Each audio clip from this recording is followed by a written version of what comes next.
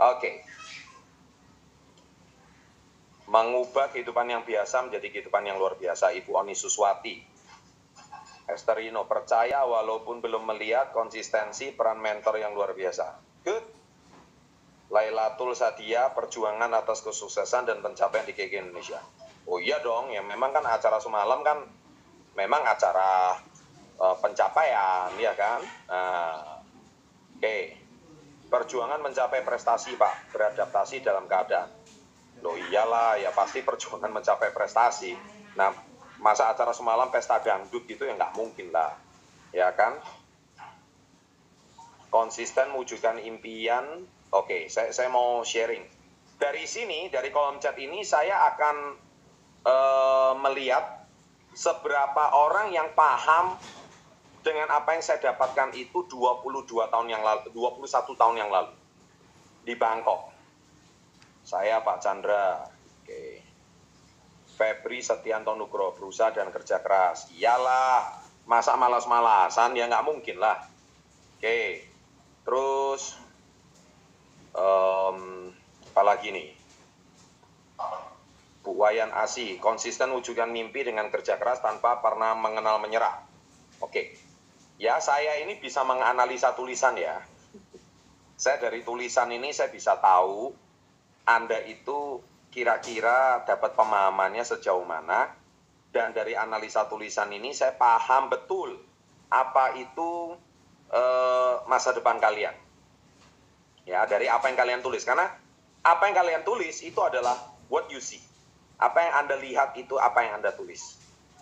And what kind of level you are. Jadi di level mana Anda dari lihat acara semalam.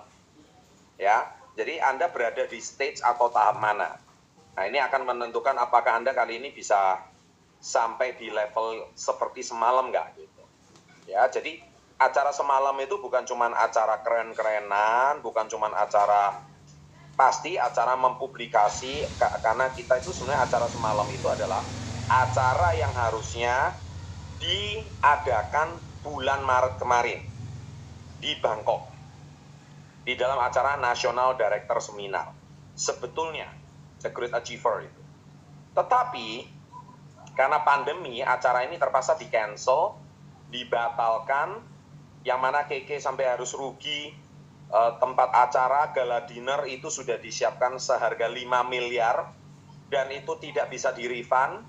Kemudian banyak tiket pesawat yang sudah dibayarkan itu juga nggak bisa apa-apa. Bahkan KK Indonesia mengeluarkan dana lebih, meng-cashback semuanya, ditambah lagi dengan kalung KK Life Force, dan beberapa acara tour itu di-cancel dan total KK rugi 11M. Itu sekedar Anda tahu. 11 miliar kita acara semuanya rugi. Ya, jadi acara seru semalam itu sebenarnya acara yang sudah terjadi di 8 Maret kemarin. Tapi berhubung karena pandemi sehingga acara itu terpaksa di-cancel, dan akhirnya kita cuma acara Rito aja, jalan-jalan dari 3.000 orang sisa 800 orang. Nah, makanya di sini kalau mungkin bagi Anda mendengarkan berita ini adalah sebuah musibah. Ini adalah sebuah malapetaka, ini adalah sebuah bencana, ya, ini adalah sebuah ujian dari Tuhan. Oke, Anda bebas liar mau menganalogikan, mengkonotasikan apa krisis kita, problem kita selama 6 bulan ini sejak pandemi, dari bulan Maret sampai sekarang September. Ya, bebas, Anda punya pikiran, Anda punya persepsi, Anda bebas mau menilai apapun. But one thing you have to know, that KK rugi 11 miliar. Itu yang Anda harus tahu. Ya, dan kita biasa-biasa aja. Ya, kalau omong uang duit 11 miliar itu besar ya besar, kalau diomong 11 miliar itu kecil ya kecil.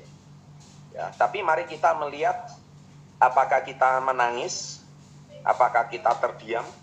No, kita udah terbiasa kena krisis sejak tahun 1998. Perusahaan ini berdiri saat krisis, kita nggak punya modal, kita berangkat dari keterbatasan, kita kantor awalnya ngontrak di Tanah Abang, di Jakarta, di Surabaya mengontraknya di Manyar Kertoharjo, ya. Sekarang bekas rukonya itu sekarang jadi rumah makan. Dan kita udah kontrak pindah 3 kali di Surabaya sampai akhirnya bisa memiliki gedung sendiri. Di Jakarta juga sama, harus pindah 2 kali di Tanah Abang, di Kosa Building, sampai sekarang akhirnya punya gedung sendiri di Daan Mogot dan Green Garden. Oke? Nah, saya mau sharing. Apakah itu musibah? Kita udah terbiasa terkena yang namanya bencana. Kita udah terbiasa dengan kena yang namanya krisis. Memang pandemi ini krisis yang sangat mengerikan, krisis global. Namanya juga bukan epidemi, tapi pandemi. Pandemik ini meluluhlantakkan semua sektor perekonomian. Saya tahu. Ya, tapi sekali lagi, apakah kita tinggal diam? No. Setengah tahun kemudian, kita comeback, kita kembali dengan acara semalam. Nah, saya mau analisa sejauh mana Anda melihat. Kalau Anda bisa paham dengan acara semalam, wow, Anda bakal calon berikutnya masuk sebagai pemenang di acara tersebut. Ya, acara itu nanti akan diadakan rutin. Ya. Akan diadakan rutin dan sebagai semacam apresiasi bagi Anda yang sudah mencapai sesuatu. Sri Mulyani, saya menyadari itulah arti sebuah perjuangan yang indah pasti datang. Bagus. Yang saya pelajari adalah kalau kita konsisten menjalankan sesuatu, maka impian kita tercapai. Semua kata-kata Anda itu bagus banget. Saya apresiasi.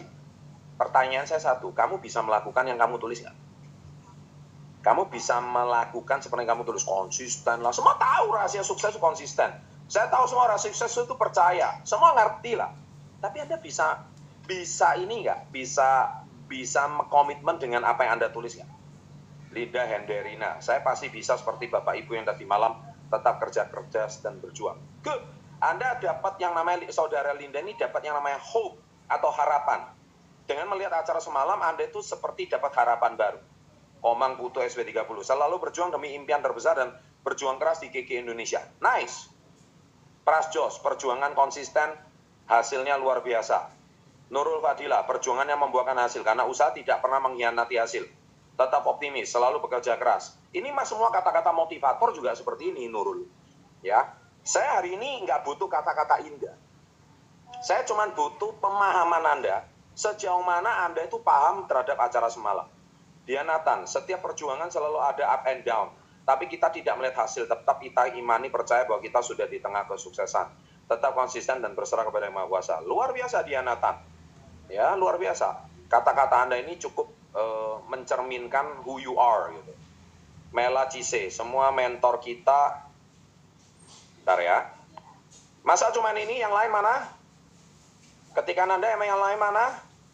Masa cuman ini? Yang ikut webinar ini ratusan orang, kenapa yang nulis cuman ini? Semua mentor semalam sangat menginspirasi dan itu menambah membakar semangat saya. Membakar tuh bagus. Ya, membakar tuh bagus. Motivasi itu bagus. Seminggu 2 kali kita juga ada acara PU webinar ini, kita nggak pernah berhenti. Kita konsisten terus, sudah hampir 6 bulan ini kita lakukan. Sejak pandemi kemarin kita nggak pernah berhenti. Tapi pertanyaan saya satu, sejauh mana progres Anda? Karena gini ya, pikiran kita itu, kalau kita itu tidak latih, ketika kita selama setengah tahun tidak ada sedikit pun progres, justru yang ada adalah demotivasi, bukan termotivasi, demotivasi. Apa itu demotivasi? Demotivasi adalah ketika seseorang sudah melakukan yang disarankan, tapi tetap tidak ada kemajuan. Dan akhirnya justru Anda bukannya termotivasi, Anda malah demotivasi. Demotivasi adalah Anda justru malah menjadi tidak termotivasi. Dan celakanya, kalau lebih dalam lagi, Anda menjadi negatif. Ya, itulah banyak orang negatif di luaran. Karena dia juga banyak melihat acara semalam serupa, termotivasi, yes, keren, I want to be like him, I want to be like her, saya pasti bisa seperti pemenang-pemenang semalam, saya pasti bisa seperti achiever-achiever hebat semalam. Tapi satu, permasalahannya satu, apakah Anda progres atau Anda justru sebaliknya? Nah, celakanya orang yang sebaliknya itu adalah tipikal orang yang justru sudah pernah melihat acara semalam, tapi dia tidak ada progres. Ya, dia tidak ada progres. Ketika dia tidak ada progres, justru sebaliknya dia malah demotivasi. Dia malah unmotivasi, dia malah tidak termotivasi, dan cenderungnya malah negatif. Nah, ini yang paling berbahaya. Ya, ini yang paling dangerous dan paling berbahaya. Orang-orang seperti ini. Orang-orang seperti ini adalah tipikal orang yang setelah melihat acara semalam, dia cenderung bukannya terinspirasi, dia pernah terinspirasi, tapi dia tetap tidak termotivasi. Dan akhirnya ketika dia merasa dirinya tidak mampu, dia mencari pembenaran diri. Nah, ini yang paling berbahaya. Ketika dia mencari pembenaran diri, akhirnya dia bilang, iyalah orang yang sukses kayak gitu itu memang sudah punya bakat lah. Orang yang sukses kayak semalam itu memang udah jalan hidupnya di sono. Nah, dia punya kata-kata sugesti untuk pembenaran diri. Nah, ini yang paling berbahaya. Iyalah orang-orang semalam itu kan memang sudah orang-orang, tipikal orang yang memang pada dasarnya memang dia udah digariskan Tuhan, hidupnya memang sukses IKK. Lu kayak seolah-olah jadi Tuhan deh. Kayaknya lu tahu deh Tuhan lagi mau ngomong apa. Nah ini, dangerous. Orang-orang seperti ini adalah tipikal orang-orang yang dia punya sebuah persepsinya dia sendiri. Dan ini jumlahnya besar sekali, banyak sekali. Ya. Dia udah ikut acara semalam, bukan sekali, 2 kali, 3 kali, bahkan sudah pernah pulang dari acara Rito pun, pulang bukannya dia progres, dia malah demotivasi. Nah, orang-orang seperti ini, it is a very dangerous person. Ya, itu yang saya sangat mau pesan kepada Anda. Anda adalah orang-orang yang berbahaya. Ya, dan berbahaya itu bukan cuma untuk bisnis ini. Bisnis ini nggak masalah, karena di bisnis KK mah, kita ketemu orang seperti kayak gini ini jumlahnya udah bukan banyak lagi. 22 tahun, banyak sekali manusia seperti ini. Apakah perusahaan ini mundur? Oh tidak. Ya, kemarin kita merecognize 157 director baru. Kemarin kita merecognize puluhan silver chairman, gold chairman, platinum chairman baru.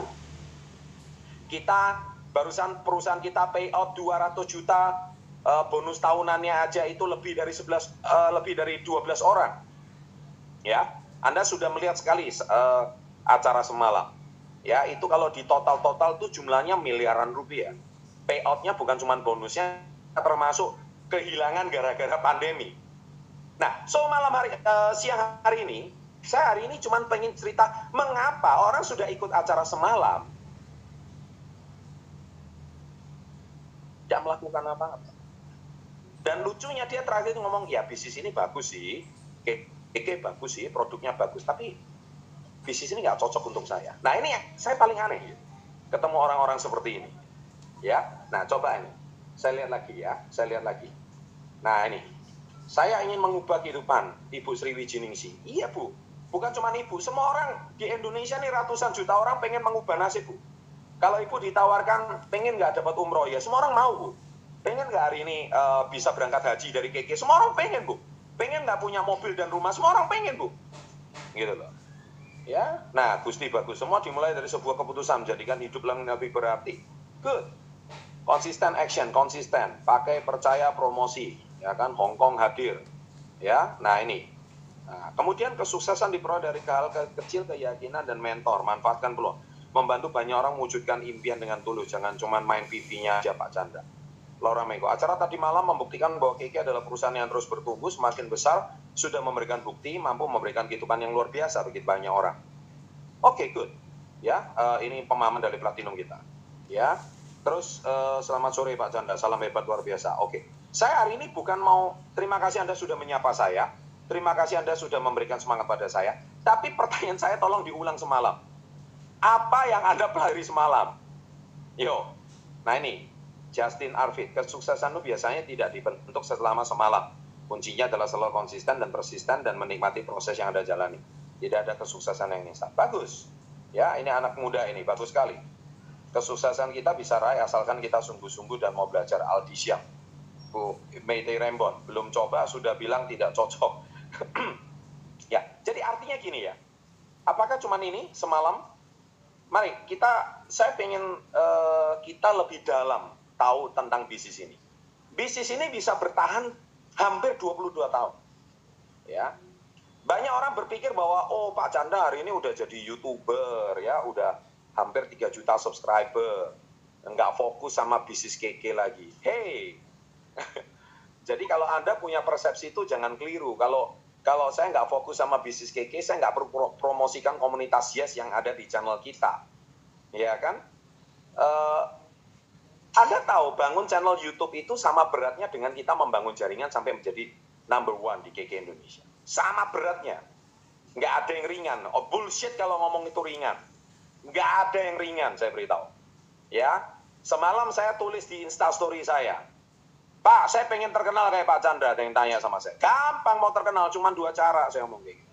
Cara pertama, mau nggak ikuti jalan seperti saya? 10 tahun bikin konten konsisten, videonya lebih dari 1000, baca buku ribuan buku, menerbitkan 2 buku, menerbitkan buku itu setengah mati Bapak Ibu, karena harus menulis, memikirkan, merenung setiap saat, dan mengetik. Kemudian kalau salah editingnya, ya kemudian kita harus menulis ulang lagi, kemudian kita mengetik ulang. Saya pernah bahkan sudah mengetik, komputer saya hang, error, semua yang saya tulis hilang semuanya. Pernah saya juga mengalami seperti itu. Apakah saya mau ceritakan sama Anda semua? Nggak pernah kan?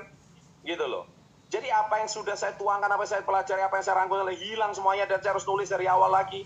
Itu proses saya sudah pernah alami semua. Oke? Nah, satu lagi yang paling penting. Ya, gaji editor itu berapa? Emang video saya tiba-tiba bisa keluar suaranya sendiri? Emang video saya tiba-tiba bisa ngoceh sendiri, bisa keluar slide-nya sendiri? Itu semua butuh editor, Mas. Ya, editor itu gajinya UMR, dan editor saya total sama karyawan, kameramen saya, sama total staf administrasi saya ada 12 orang. Kalau gaji satu orang 4 juta aja UMR Surabaya, itu 1 bulan fixed cost-nya 48 juta. 1 tahun itu juga setengah miliar, itu duit. Ya, itu duit. Dan satu lagi, kamera itu bisa bagus, itu karena kamera pilihan. Ya, kamera itu Panasonic GH5. Anda sendiri cek sendiri deh, GH5 itu berapa. Itu lensanya aja sama kameranya itu hampirnya udah 50 juta. Dan komputernya itu setiap 1 tahun sekali harus di-upgrade. Kadang komputer lama itu speknya udah nggak bisa, karena kecepatan upload kita nggak bisa.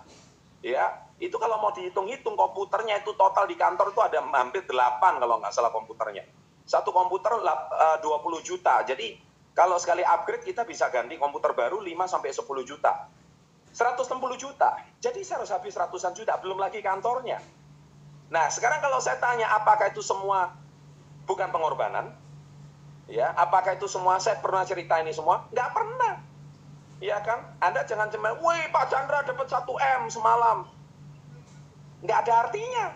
Duit 1 M itu tuh gaji karyawan itu semua habis semuanya. Habis. Ya kan? Apakah saya ini nampak seperti orang curhat? Tidak. And I'm happy to do that. Saya happy banget melakukannya. Orang sukses, dia bisa menginvestasikan uang yang dia sudah dapat, dia investasikan ulang lagi. Dia bukan hari ini langsung ganti iPhone, ya kan? Kemudian handphonenya langsung diganti, ya kan? Kemudian motornya langsung diganti. Orang bodoh. Orang bodohnya itu jangan kebangetan. Ya, orang sukses, dia dari kedapatan profit, dia langsung invest ulang lagi. Untuk still to be the best. Untuk menjadi baik. Dan itu saya sudah lakukan 10 tahun. Di YouTube. Tapi di KK 22 tahun ini.